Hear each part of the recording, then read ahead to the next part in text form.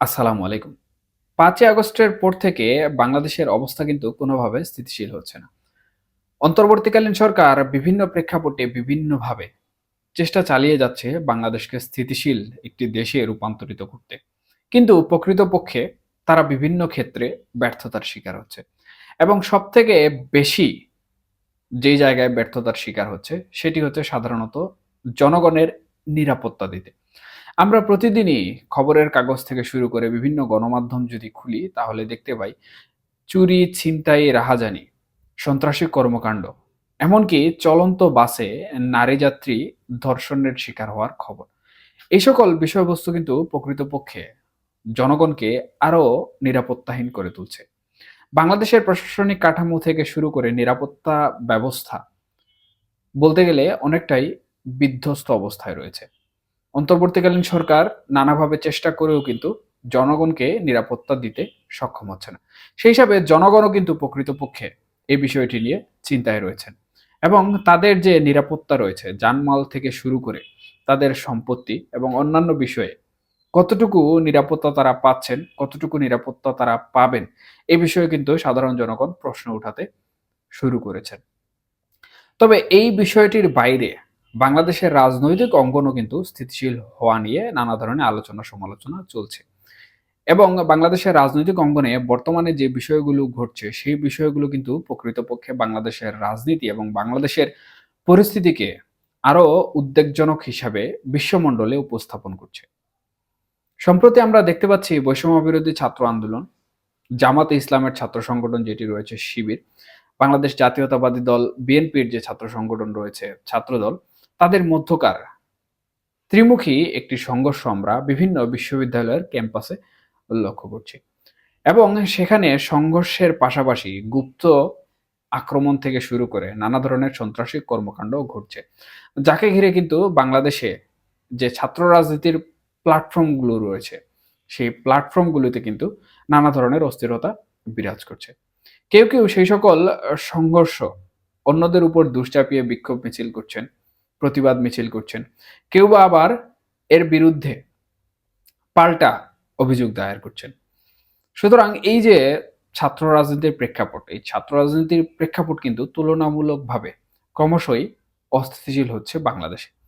আর ছাত্র রাজনীতি যে দেশে অস্থিতিশীল পর্যায়ে চলে যায় সেই দেশের পরিবেশ, আইন শৃঙ্খলা ব্যবস্থা থেকে শুরু করে নিরাপত্তা ব্যবস্থাও কিন্তু ক্রমশ ভঙ্গুর থেকে ভঙ্গুর আকার ধারণ করে।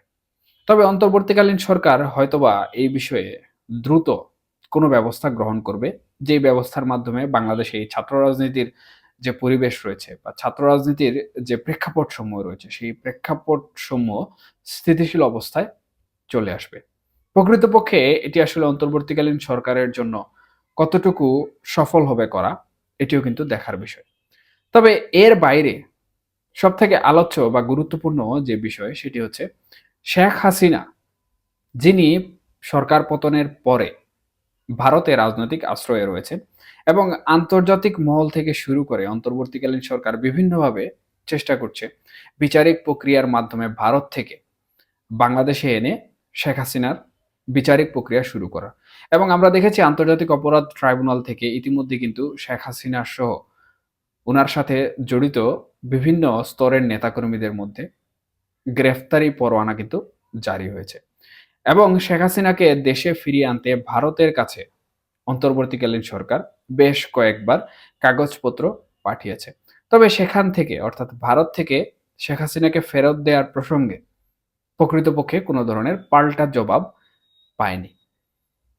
এর ফলশ্রুতিতে আমরা যে জিনিসটি লক্ষ্য করেছি বা যে জিনিসটি দেখেছি সেটি হচ্ছে শেখ হাসিনাকে ভারত ফেরত দেবে না এবং শেখ হাসিনা যদি দেশে ফিরে আসেন তাহলে প্রকৃতপক্ষে কোন প্রক্রিয়ায় দেশে ফিরে আসতে পারবেন। যেহেতু ভারত ফেরত দিচ্ছে না সেহেতু এখানে নিশ্চয়ই ভারত অন্য কোনো পরিকল্পনা করছে কিংবা আওয়ামী লীগ যে রাজনৈতিক সংগঠনটি রয়েছে তাদের অন্য কোনো পরিকল্পনা রয়েছে অথবা আন্তর্জাতিক যে রাজনীতি রয়েছে সেই আন্তর্জাতিক রাজনীতিও কিন্তু এখানে হয়তোবা নতুন কোনো মোড় তৈরি করছে, যে মোড়ের ফলশ্রুতিতে শেখ হাসিনা হয়তোবা বাংলাদেশের প্রধানমন্ত্রী রূপে পুনরায় বহাল হতে পারেন কিংবা বাংলাদেশে যে অন্তর্বর্তীকালীন সরকার রয়েছে সেই অন্তর্বর্তীকালীন সরকারের চেষ্টায় বিচারের সম্মুখীন হতে পারেন।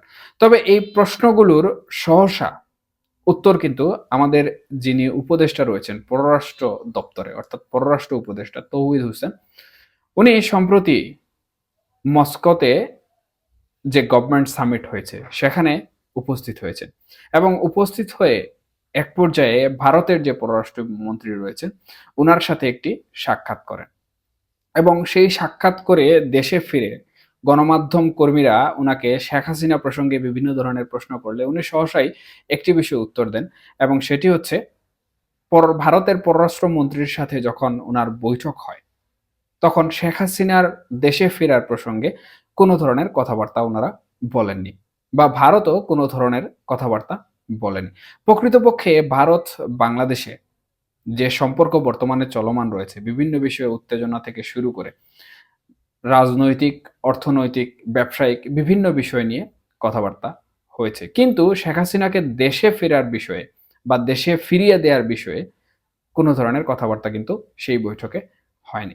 সুতরাং এখান থেকে কিছুটা হলেও ধারণা পাওয়া যায় যে ভারত সরকার প্রকৃতপক্ষে অন্তর্বর্তীকালীন সরকারের যে বিচারিক প্রক্রিয়া রয়েছে সেই বিচারিক প্রক্রিয়ার হাতে শেখ হাসিনাকে কোনোভাবেই তুলে দিতে রাজি নয়। সেটার পেছনে কি কারণ রয়েছে? সেটা হতে পারে কোনো আন্তর্জাতিক রাজনীতির প্রভাব, সেটা হতে পারে বাংলাদেশের অভ্যন্তরীণ রাজনীতির প্রভাব, অথবা বাংলাদেশে বর্তমান যে সকল প্রেক্ষাপট সমূহ চলমান রয়েছে তাতে হয়তোবা শেখ হাসিনার জীবন বা শেখ হাসিনার নিরাপত্তাহীনতার বিষয়টিও ভারত এখানে সূক্ষ্মভাবে বিবেচনা করছে, যার ফলশ্রুতিতে তারা যেমন অন্তর্বর্তীকালীন সরকারের কোনো কাগজপত্রের জবাব দেয়নি, ঠিক একইভাবে বৈঠকেও কিন্তু শেখ হাসিনাকে প্রকৃতপক্ষে কিভাবে ফেরত দেবে বা শেখ হাসিনার দেশে ফেরার বিষয়ে কিন্তু কোনো ধরনের কথাবার্তা তারা বলতে চায়নি। সুতরাং এখানে প্রকৃতপক্ষে আওয়ামী লীগের অনেক ক্ষেত্রেই সুযোগ সৃষ্টি হচ্ছে, কারণ ভারত যদি কখনোই অন্তর্বর্তীকালীন সরকারের এই সকল বিষয়াদির জবাব না দেয় বা শেখ হাসিনাকে দেশে ফিরিয়ে আনতে অন্তর্বর্তীকালীন সরকারকে সহযোগিতা না করে কিংবা এইসব বিষয়ে যদি কোনো ধরনের কথাবার্তা না বলে, তাহলে স্পষ্টভাবে বোঝা যায় যে ভারত সরকার, আমি যেমনটি বলেছিলাম, অন্তর্বর্তীকালীন সরকারের কাছে শেখ হাসিনাকে তুলে দিতে চাচ্ছে না কিংবা অন্য কোনো প্রেক্ষিতে শেখ হাসিনাকে পুনরায় ক্ষমতায় বহাল করার চিন্তাভাবনা করছে। এখন দেখা যাক প্রকৃতপক্ষে আসলে রাজনৈতিক যে চাল রয়েছে সেই রাজনৈতিক চাল কতদূর গড়িয়ে যায় এবং শেখ হাসিনা প্রকৃতপক্ষে কিভাবে দেশে ফিরে আসেন এবং অন্তর্বর্তীকালীন সরকার প্রকৃতপক্ষে শেখ হাসিনাকে দেশে ফেরাতে তাদের ব্যর্থতা ঘুচিয়ে সফল হতে পারে কিনা। এই সকল বিষয়ের মধ্যে বাংলাদেশের যিনি রাষ্ট্রপতি রয়েছেন মহামান্য রাষ্ট্রপতি শাহাবুদ্দিন চুপ্পু, ওনাকে নিয়েও কিন্তু চলছে নানা ধরনের বিতর্ক। হঠাৎ করেই কিন্তু উনি আলোচনায় চলে এসেছেন এবং এর পিছনে যে কারণটি রয়েছে সেটি হচ্ছে একটি সংগঠন, যে সংগঠনের নাম আমি নিচ্ছি না কারণ সাধারণত সেই সংগঠনটি এতটা জনপ্রিয় সংগঠন নয় যে তার নাম সব জায়গায় নিতে হবে। তবে তারা যে বিষয়টি বলেছে সেটি বলেছে সাধারণত মহামান্য রাষ্ট্রপতিকে ২১-এর প্রথম প্রহরে ফুল যেন উনি দিতে না যান। এই বিষয়টি প্রকৃতপক্ষে আসলে একটি দেশের জন্য বা একজন রাষ্ট্রপতির জন্য কেমন প্রভাব ফেলবে বা প্রকৃতপক্ষে তারা আসলে রাষ্ট্রপতির বিষয়টি কিভাবে নিচ্ছে বা রাষ্ট্রপতিকে কেন এই ধরনের কথাবার্তা বলছে, এ বিষয়টি অন্তর্বর্তীকালীন সরকারকে ভেবে দেখা উচিত বলে আমি মনে করি। কারণ বাংলাদেশের সর্বোচ্চ সম্মানের যে জায়গাটি রয়েছে সেটি হচ্ছে কিন্তু বাংলাদেশের রাষ্ট্রপতি।